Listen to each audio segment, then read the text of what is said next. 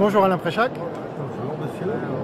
Alors, Alain Préchac, dans votre livre L'Évangile selon Leibniz, le conflit de la foi et de la raison, vous abordez la relation entre science et religion, puisque Leibniz est un des plus grands scientifiques, mais aussi l'auteur de la Théodicée.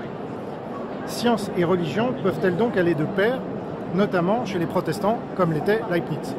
D'accord. Voulez-vous que je dise autre chose? Ah bah oui. Bon, j'ai essayé d'imaginer ce que Leibniz penserait aujourd'hui de la Bible, de la façon dont on l'explique et à quoi ressemblent les églises. Il va de soi que Leibniz étant protestant, on n'a pas beaucoup parlé de lui dans les églises catholiques, voire pas du tout. Il a découvert un nombre de choses fantastiques et j'ai voulu en faire connaître aux lecteurs un grand nombre. Par exemple, la date réelle de la naissance du Christ,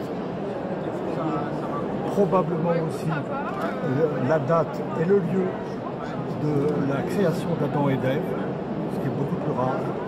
Parce que pour Jésus-Christ, beaucoup de gens savent qu'il est né en automne. Bon, je donne la date. Je donne la date de l'Annonciation et la date de la fuite en Égypte. Bon, il y a trois dates qui correspondaient à trois étoiles. C'était Jupiter, Mars et une troisième. Et j'ai également, dans mon livre, montré beaucoup de choses que l'on cache, que l'on ne veut pas expliciter dans les églises classiques catholiques, parce que si on change les détails, il faudra dire que c'est comme si on remettait en cause le tout. Par exemple, une chose, si on peut dire, l'emplacement du mont Sinaï, où Dieu s'est entretenu avec Moïse, Moïse avec Dieu. C'est pas au centre de la nation. On a découvert, c'est un Italien qui a découvert où c'était. Personne n'en parle.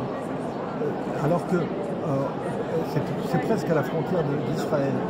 Et il y avait un journal israélien qui, à l'époque, a titré « Le Vatican est sur le point de reconnaître que le mont Sinaï était quasiment Israël, enfin dans le désert du Negev. » Bon, ce sont des petites choses que j'ai relevées, parce que j'ai passé des années à y réfléchir, naturellement.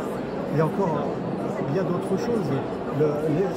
Ce qu'on appelle les hommes des cavernes, qui sont une création antérieure à Adam et Ève, qu'est-ce que c'est? Les Sumériens avaient atteint un niveau de développement extraordinaire, puisqu'ils ont inventé l'écriture.